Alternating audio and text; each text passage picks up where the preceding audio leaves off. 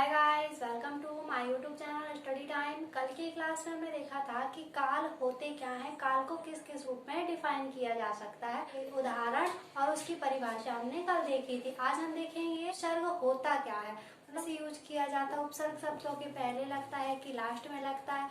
उपसर्ग बिल्कुल इजी तरीके से कंप्लीट करना है कि जिससे दोबारा पढ़ने की जरूरत ना पड़े। अब हम देखेंगे उपसर्ग। हम देखते हैं उपसर्ग को कैसे डिफाइन किया जा सकता है। जो उपसर्ग शब्द है, ये शब्द है जो उपसर्ग, वो दो वर्डों से मिलकर बना हुआ उप प्लस सर्ग। अब उप का अर्थ क्या होता है और सर्ग का अर्थ क्या होता है। उप का अर्थ होता है समीप, मतलब जो क्या हो, पास हो, ठीक है। और सर्ग का अर्थ होता है रचना करना, रचना करना। ये मिला के जिसकी रचना की जाती है वही होते हैं उपसर्ग। ठीक है, हम देखते हैं उपसर्ग की परिभाषा। ये परिभाषा क्या? वे शब्दांश जो किसी शब्द के आगे जुड़कर, नवीन शब्द की रचना करते हैं।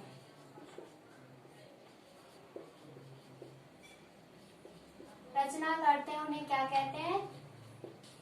उन्हें उपसर्ग कहते हैं।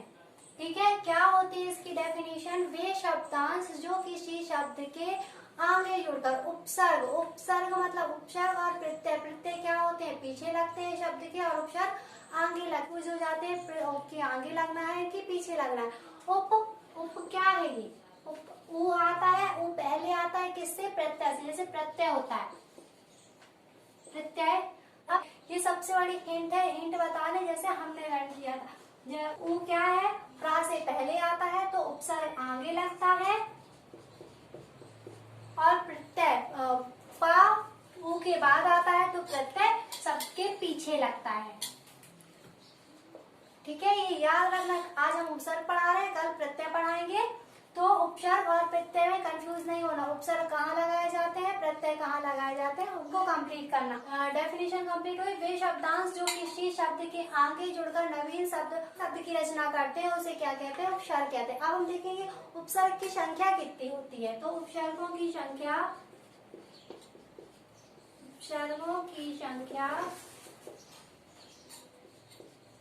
13 होती है। याद रखना, एग्जाम में क्वेश्चन बन जाता है ऐसा कि उपसर्ग कितने होते हैं। तो उपसर्ग कितने होते हैं? 13 होते हैं। अब हम देखेंगे कौन कौन से उपसर्ग होते हैं और उपसर्ग कैसे पहचाने जाते हैं। जैसे योग। अब योग शब्द है, योग में अगर हम क्या लगा दे? उपसर्ग लगा दे तो क्या? अति। लगा दिया उपसर्ग, बन गया एक शब्द के जो आगे लगा दिया वो उसने क्या कर दिया? पूरे शब्द को क्या कर दिया? नवीन अर्थ दे दिया।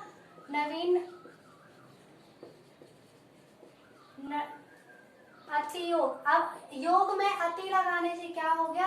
नवीन रचना हो गई शब्द की, मतलब नया शब्द बन गया। यही होते हैं उपसर्ग। मतलब उपसर्ग जो शब्द के आगे लगाए जाते हैं और उनका अर्थ परिवर्तित कर देते हैं। ये कुछ शब्दों में कि उपसर्ग कैसे यूज किए जाते हैं। आपको उपसर्ग जोड़कर कौन सा शब्द बनाया जा सकता है? तो अपमान, या अपी शब्द लगा के कौन सा शब्द बनाया जा सकता है, और कौन सा उपसर्ग बनाया जा सकता है? अभिमान।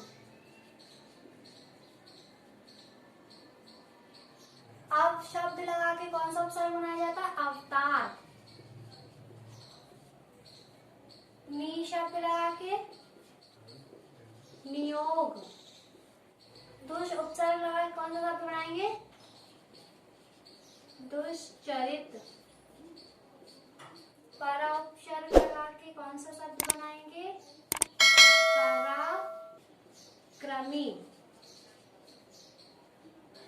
पराक्रमी।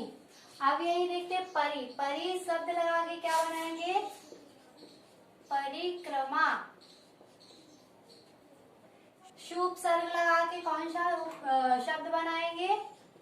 सुंदर। परा उपसर्ग लगा के कौन सा शब्द बनाएंगे? परिक्रमा। शुभ उपसर्ग लगा के कौन सा शब्द बनाएंगे? शुभ उपसर्ग लगा के कौन सा शब्द बनाएंगे? परिक्रमा। शुभ उपसर्ग लगा के कौन सा शब्द बनाएंगे? सुंदर।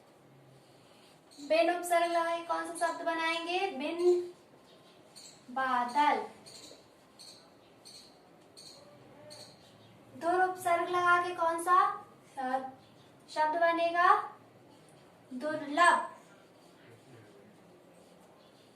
ठीक है, ये होगा, हमने उपसर्ग का यूज देख लिया कि उपसर्ग, अगर हमारे पास उपसर्ग आ गए तो हम शब्द बना सकते हैं। अब हम देखेंगे शब्दों में उपसर्ग कैसे छांटे जाते हैं।